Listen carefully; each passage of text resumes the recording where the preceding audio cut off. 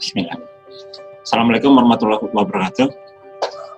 Teman-teman semua, hari ini remeh-temeh kehadiran tamu dari luar negeri, saudara kita juga dari negeri Malaysia, yaitu Pak Dr. Khairul Anwar dari kampus Swiss Malaysia. Assalamualaikum Pak Dokter. Waalaikumsalam warahmatullahi wabarakatuh. Apa kabar? Alhamdulillah baik. Pak Dokter bagaimana, sehat? Alhamdulillah kami di Malaysia semua sihat dan saya dan keluarga pun alhamdulillah sihat. Begitu juga kami mendoakan saudara-saudara kami di Indonesia agar semuanya sihat insya-Allah. Amin amin. Terima kasih Pak Dokter.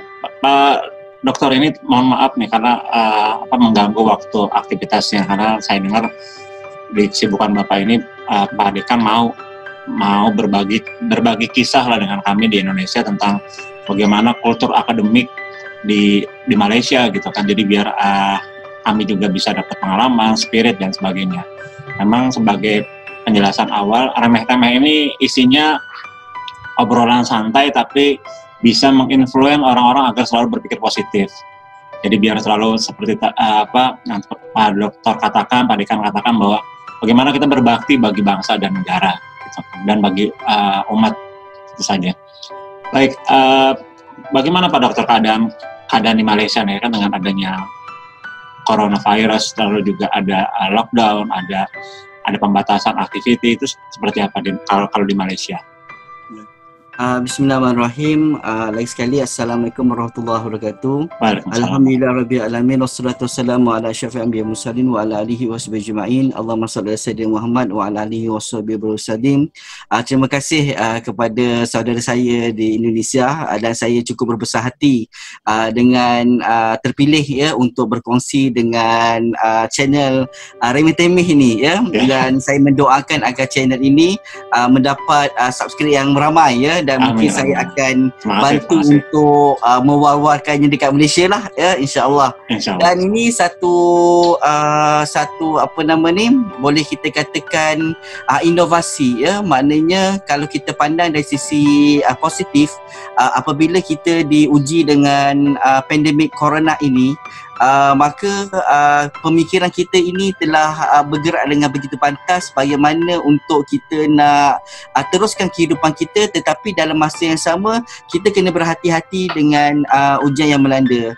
Jadi melalui wasilah YouTube ini merupakan satu wasilah yang begitu baik ya, yang kita boleh gunakan ya, kita boleh gunakan. Dan alhamdulillah seperti mana apa nama ni bapa gunakan ini adalah satu perkara yang cukup positif. Maknanya impak daripada corona dari sudut perspektif atau sisi negatif, sisi positif.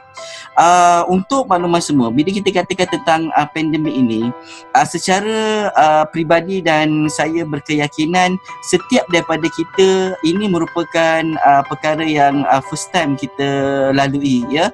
Walaupun dikabarkan setiap kurun dia ada penyakit yang Allah turunkan, dan kita bertuah sebab apa, waktu kurun ini kitalah yang diuji dengan wabak ini ya. Dan dalam proses ujian ini sejauh mana kita dapat dapat bertindak balas ya, sama ada dari sudut negatifnya, sama ada dari sudut positifnya, semua itu adalah terpulang kepada kita. Maknanya Allah nak menguji kesabaran kita lah ya. Saya tertarik sebelum kami di Malaysia ini ada lockdown ya, disebabkan oleh pandemik ini, saya berkesempatan pergi ke Brunei Darussalam ya. Sebab saya di Kuwait, saya diamanahkan sebagai Direktur Pusat Pengajian Swaza untuk menguruskan pelajar-pelajar S2 dan S3. So saya ke Brunei untuk mempromosikan S2 S3 di Brunei, dan ada mesyuarat dengan Persekutuan Peniaga-Peniaga Melayu di sana. Sewaktu saya pergi ke sana, immigration Brunei ada tanya sama ada kami di Malaysia ni pakai penutup muka atau tidak ya. So pakai mask tu ya. So saya waktu tu saya dengan kawan saya macam kelakar sikit lah, saya ketawa, saya kata kami kat Malaysia tak ada ni, kat China je, China saja. So kami tak ada lah, kami kata lalu seperti biasa ya. Tapi ditakdirkan Allah, maknanya bila saya kembali pada Brunei tak sampai 1 bulan kita kena lockdown.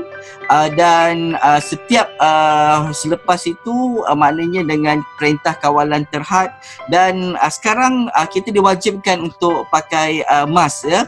Dan ini adalah satu norma baru ya, norma baru yang perlu kita patuhi. Cuma saya tertarik bila pihak pemerintah kami lah Yang Amat Berhormat Perdana Menteri ya, seawal beliau menyatakan tentang lockdown ke ya, satu yang beliau sampaikan, beliau memperkenalkan konsep norma dan normal baru ya. Walaupun kita dari sudut academician kita dah biasa kata norma dan normal lah, ataupun masyarakat awam biasa kata norma dan normal, sehingga kan ada konflik. Belum cerita lagi bawa perkataan norma ke normal lah. So kita pun tak tahu tapi sebenarnya dari sudut dari sudut biasa saya nak maklum yang norma itu adalah ada unsur dengan peraturan. Maknanya bila kita katakan tentang norma ni, maknanya norma ni adalah peraturan yang kita kena ikut.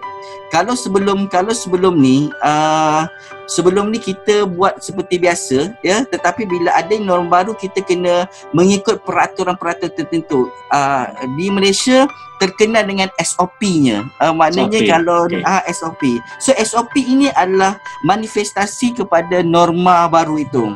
Tetapi yang normal ini adalah kita bertingkah laku. Maknanya sekarang ni kita dah tak boleh bersalam, kita dah tak boleh kalau kita sembahyang jemaah di Malaysia, maknanya kita kena bawa sejadah sendiri dan kita dijarakkan. Kalau dulu kita sembahyang rapatkan saf, betul tak betul, tapi disebabkan norma baru ini kita kena sembahyang dengan ada penjarakan sosial lah ya.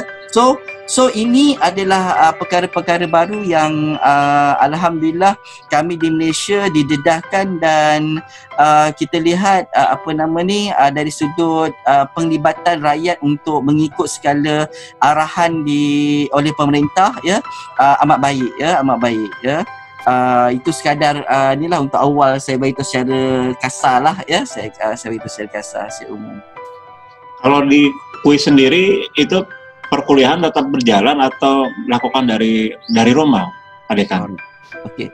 Alhamdulillah bila tercetusnya pandemik ini ya, dia seperti satu satu revolusi dari sudut kehidupan pendidikan ya. Maknanya dalam pendidikan sebenarnya kalau kita lihat budaya online ni kita panggil blended learning ya, sebenarnya dah ada ya. Maknanya memang kita praktik ya, tetapi pempraktikan e-learning ini hanya dia tidak menyeluruh. Maknanya ia berdasarkan kalau ikut kepada kaedah pembelajaran di Malaysia ya, maknanya blended learning itu kita galakkan maknanya dalam lebih kurang 30% saja.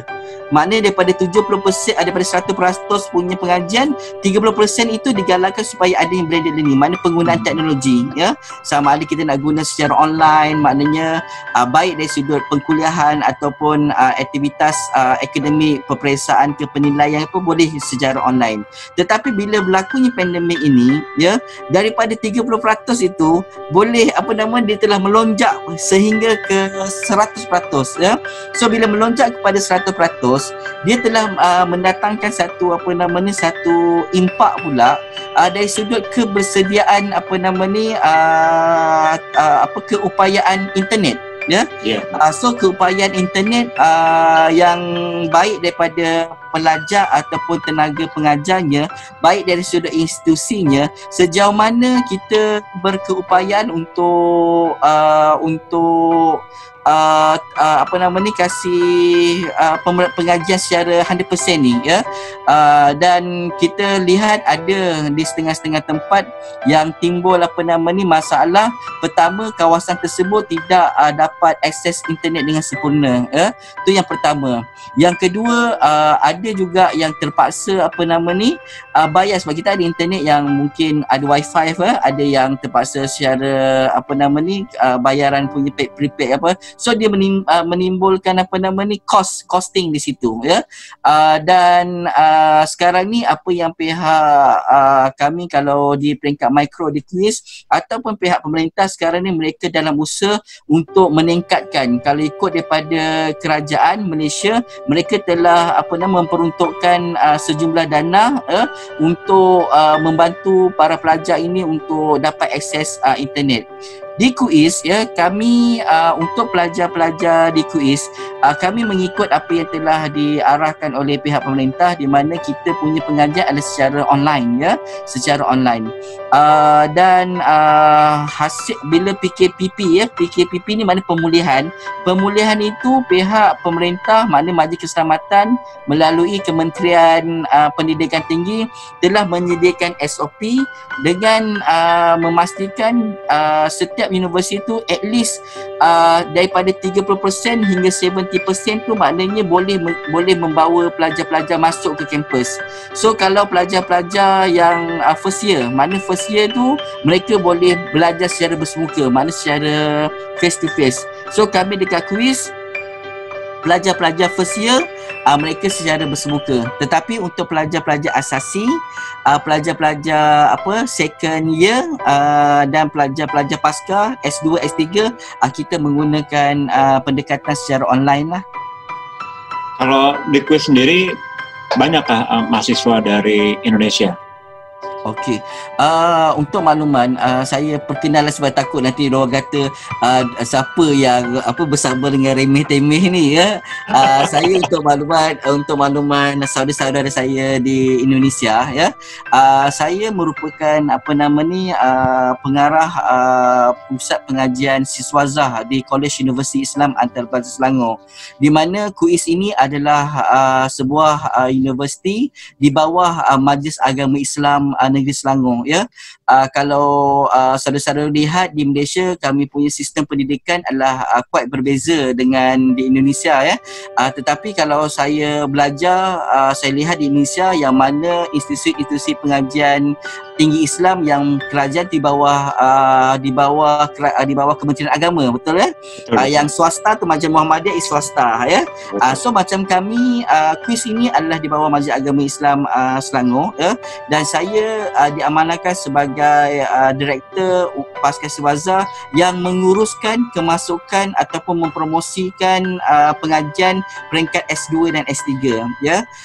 Untuk makluman, sebelum ni KUIS kita di peringkat S1 kita memang ada pelajar-pelajar sama ada daripada Indonesia, Brunei, Thailand, Kemboja dan kita punya jumlah tak lebih daripada 200 orang ya.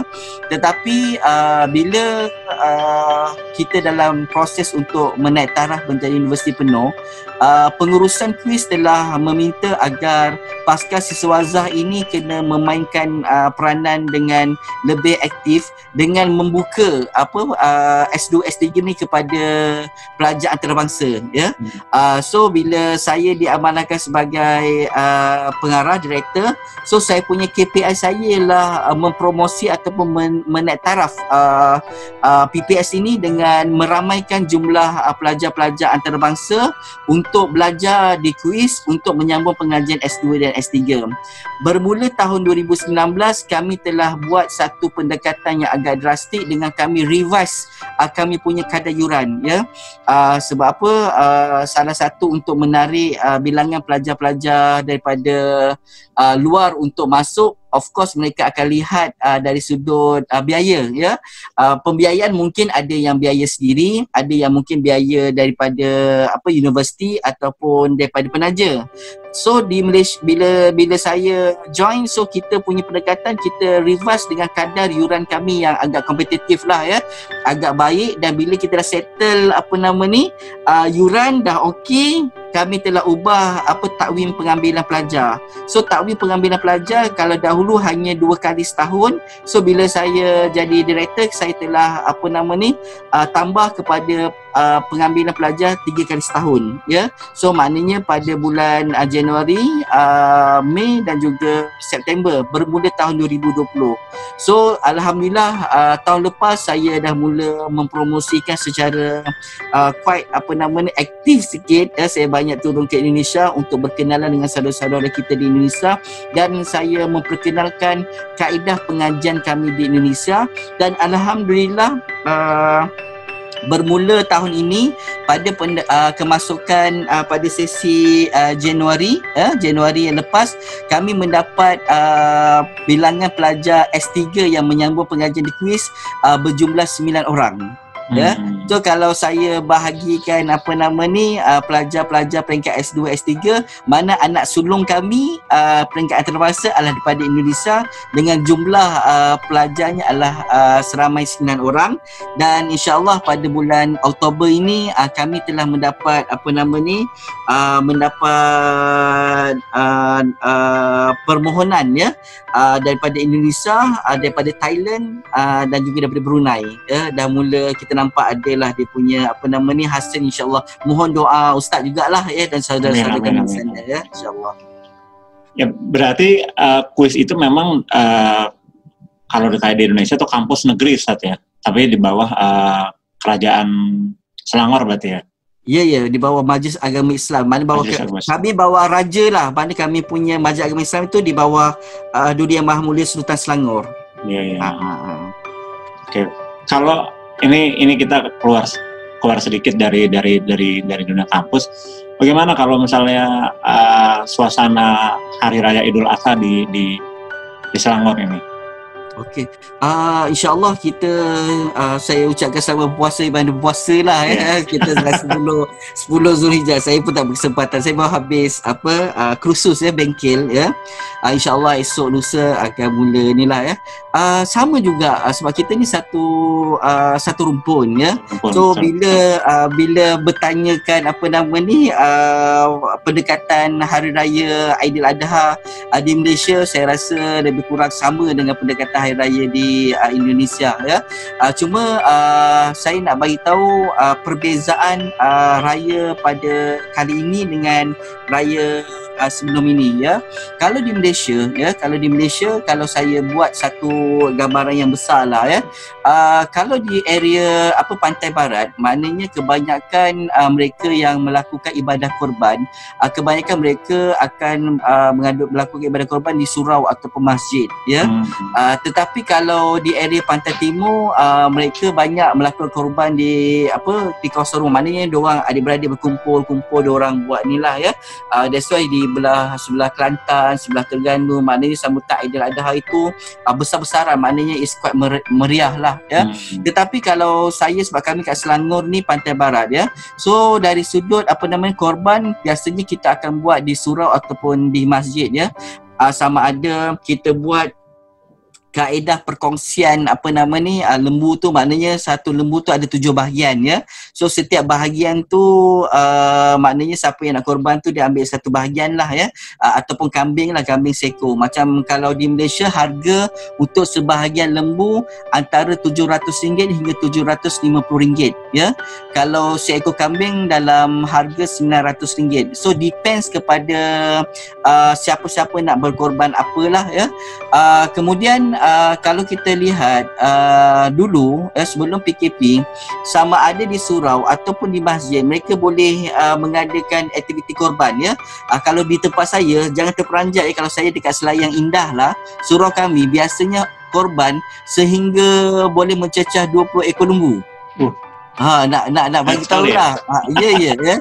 Tapi sebab apa, macam kampung ni diorang macam setiap tahun memang dah ada regular klien lah. Regular apa nama ni, orang yang sama yang berkorban kan. So kita keluarga memang dah ada. Tapi dalam keadaan apa nama ni PKP sekarang ni, surau-surau tidak dibenarkan untuk mengadakan ibadah korban, ya. Maknanya semua ibadah korban perlu dijalankan di masjid, ya. Dan di masjid pula dia telah menetapkan sejumlah orang yang akan menguruskan. Kalau di peringkat persekutuan, saya dikabarkan satu ekor lembu dalam jumlah 40 orang kot, tak salah saya 20-40 orang yang apa nama yang menguruskan, maknanya daripada sembelih sampailah pembahagian dan sebagainya. Tetapi kalau di Selangor dia allocate, maknanya ada sejumlah tertentu, maknanya untuk menguruskan, mana orang luar tak boleh datang kecuali bila diorang nak dapat apa nama bahagian ataupun inilah, sebab dia melibatkan SOP yang perlu dipatuhi oleh pihak sekolah pihak surau ataupun pihak masjid lah, ya. Sebab kami baru sahaja aktiviti masjid itu dihidupkan setelah kami betapa lama tidak boleh apa nama ni turun ke masjid, ya. Baru saja dibolehkan. That's why kita kena careful lah supaya rezeki untuk ke masjid itu tak nak ditarik balik lah, so diorang kena ikut SOP tu lah, diorang kena follow SOP tu. Tapi kalau dekat Indonesia macam mana? Dia lain ke? Ada kelainan ke? Sama benar seperti kata Pak Dekan tadi, bahwa budaya kita memang karena serumpun, jadi semuanya hampir sama dan bahasa kami di sini protokol kesehatan. Protokol kesehatan memang mengisyaratkan sama seperti di Malaysia ternyata. Kalau sholat itu sekarang berjarak, lalu Idul Kurban juga boleh dilaksanakan tapi tidak berkerumunan orang gitu kan. Jadi dulu itu yang penerima daging kurban itu yang menghampiri masjid, sekarang kita yang mengantarkan itu ke rumah masing-masing gitu kan. Gitu. Satu budaya dekat Malaysia sekarang ni yang saya nampak dah apa nama ni agak popular, ya. Kita tidak lagi maksudnya ada yang buat korban di luar negara. So that's why apa nama ni, di Malaysia siapa-siapa yang mungkin mereka tidak berkorban di dalam negara, mereka ada option, ya, dengan NGO yang ada di Malaysia yang buat apa nama ni buat korban di Syria, Palestin, Afrika, Kemboja. So di serata tempat, maknanya kalau siapa-siapa yang berminat untuk berkorban, kalau tidak mahu ke dalam negara, mana diorang ada pilihan, ya, mana ada pilihan untuk keluar negara. So inilah sebenarnya apa nama ni menunjukkan tentang persaudaraan Islam tu, ya, maknanya betul. So kita berkongsi ni, dan alhamdulillah saya fikir dari sudut saya punya pandangan pandangan biasa, saya lihat tiada pengurangan lah. Maknanya kita takut macam biasanya PKP ke COVID, kita kurangkan bajet, takut nanti. So tapi setakat ni saya nampak apa nama ni aktiviti syiar Islam ni dia berkembang dengan baik walaupun kita berhadapan dengan pandemik ini, ya. Okey, baik Pak Dekan, kita sampai di penghujung acara. Mungkin sebelum diakhiri ada petuah-petuah bijak dari Pak Dekan sebagai penyemangat bagi anak-anak muda di Malaysia maupun di Indonesia. Jadi mereka biar lebih optimis menghadapi era new normal ini, lalu juga agar optimis menjalani kehidupan lah. Jadi biar mereka lebih kreatif, lebih penuh dengan inovasi dan memanfaatkan teknologi yang seperti hari ini sekarang kita lakukan, karena kan jarak itu dengan adanya teknologi itu tidak ada jarak itu, ya. Ternyata begitu kita komunikasi antara Selangor dan Tangerang sendiri pun tidak ada masalah gitu kan. Betul. Silakan Pak Dekan. Alright, pertama sebenarnya Kalau saya buat analogi, saya buat analogi yang sering kali kita para ustaz pun sering kali ada menyebut dia. Dia merujuk kepada pandangan kita, sejauh mana kita memandang suatu perkara itu. Seperti mana kita melihat laut, ya. Kalau kita melihat laut, kalaulah orang yang jenis minat kepada kehidupan laut, mereka akan nampak laut itu satu yang cantik, laut itu ada banyak ikan, ya. Boleh kita diving, ya, berhati. Ada yang kalau yang jenis lagi dalam, dia nampak yang laut itu adalah sumber rezeki, maknanya minyak ada di laut, ya, yang boleh mendatangkan pendapatan kepada negara, ya. Kalau orang yang jenis biasa nampak laut itu menenangkan, release tension, nak berenang ke apa. Tapi ada juga yang jenis jahat, keadaan laut tu itu adalah proses untuk kita nak tengok benda tak elok, nak tengok perempuan berbikini ke, nak tengok so begitu juga kita lihat kepada apa sahaja yang Allah uji dengan kita. Contohnya dengan pandemik corona ni, ada setengah orang yang nampak pandemik ini adalah satu ujian kepada kita untuk mendekatkan diri kita dengan Tuhan, ya. Ada yang kita nampak ujian ini sebagai satu satu perkara yang membaiki hubungan kita sesama ahli keluarga, ya. Maknanya bila kita kena duduk bersama tu tak boleh keluar, so sejauh mana kita wujudkan untuk saling kita mengenali lebih erat antara ahli keluarga. Dan ada juga yang yang rasa itu sebagai bebanan, ya. Dan semua itu adalah bergantung kepada kita, ya. Dan sudah tentu dalam dunia akhir zaman ini kita kena saya nasihatkan diri saya dan juga saudara-saudara saya ni semua agar kita mewujudkan hubungan kita dengan membaiki hubungan kita dengan Tuhan lah, ya. Maknanya kita hablumminallah wa minnas, hubungan kita dengan Allah, hubungan kita dengan sesama manusia dan hubungan kita dengan alam, ya. Dan kalau kita jaga ketiga-tiga bentuk hubungan ini, insya-Allah saya berkeyakinan yang kita boleh kita boleh melalui perkara ini apa sahaja uji yang Allah ujikan dengan begitu baik. Sebab apa? Allah tak akan uji suatu perkara kalau kita tak tertampung, betul tak? Betul. Dan kita percaya setiap ini ada hikmahnya. Apa hikmahnya? Alhamdulillah saya tak terfikir pun yang saya boleh dengan imam saya boleh berkomunikasi secara live sebegini. Tak terfikir. Sebelum kalau tiada pandemik corona ni, kita tak pernah pun ada live sebegini. Kita ingat jarak telah menjauhkan kita, sedangkan teknologi itu sebagai satu jambatan yang boleh mewujudkan hubungan yang begitu akrab sesama kita, betul tak, ya? Macam tu juga dengan teknologi juga sekarang ni. Kalau di universiti terkenal dengan webinar, webinar. So maknanya boleh menggunakan sepenuhnya teknologi tanpa kita perlu pergi ke sana, ya. Cuma bagi saya ini adalah satu satu medium sahaja, ya.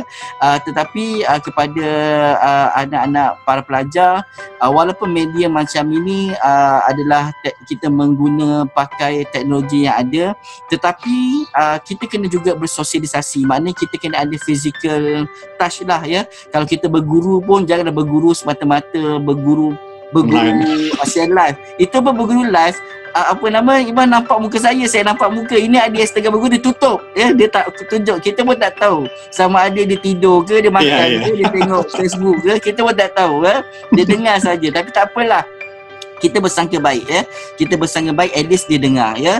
Dan yang ketiga, saya ambil kesempatan ini khususnya kepada saudara-saudara kita di Indonesia yang mana yang sudah ada S1. Sebab apa? Di Indonesia ni jumlah pelajar-pelajar yang mempunyai pendidikan tu besar, ya. Cuma peluang untuk further, ya, S2 dan S3 tu mungkin agak terhad, ya, disebabkan pelbagai faktor, sama ada kewangan, sama ada birokrasi, sama ada jumlah tempoh yang banyak. Jadi kami di kuis ni kami membuka tapak, ya, kita menghulurkan tangan, ya, dengan dengan memberi alternatif, ya, sekiranya siapa-siapa yang berminat untuk sambung S2 dan S3 di Malaysia. So kuis ini bersedia untuk menjadi pintu-pintu kecil, ya. Sebab apa? Kita lihat di ni sebab buat buat S2, S3 ni rezeki sebenarnya. Ada yang terpaksa buat S3 kadang-kadang sehingga 7, 8, 9 tahun, ada yang 10 tahun ya. Sedangkan kami di Malaysia di kuis khususnya kita cuba nak pastikan pengajian itu pendek. Maknanya kalau 3 tahun. Sebab apa kita fikir 3 tahun itu adalah satu proses sebab kita belajar ni, kita nak berbakti kepada masyarakat. So kalau kita ambil tempoh yang lama, so bila you keluar, you tak boleh nak berbakti kepada masyarakat sebab usia kita. Usia kita dah tua ya. Kita nak membangunkan peradaban.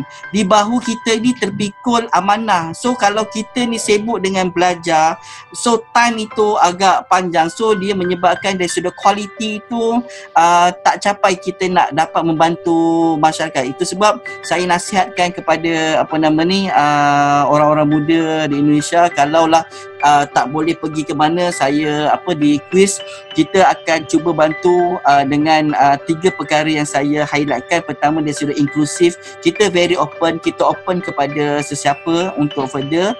Second, dari sudut sistematik, insyaAllah bila di kuis itu selain daripada yuran yang agak kompetitif, kita akan pastikan kita punya sistem pengajian itu telah dijadualkan.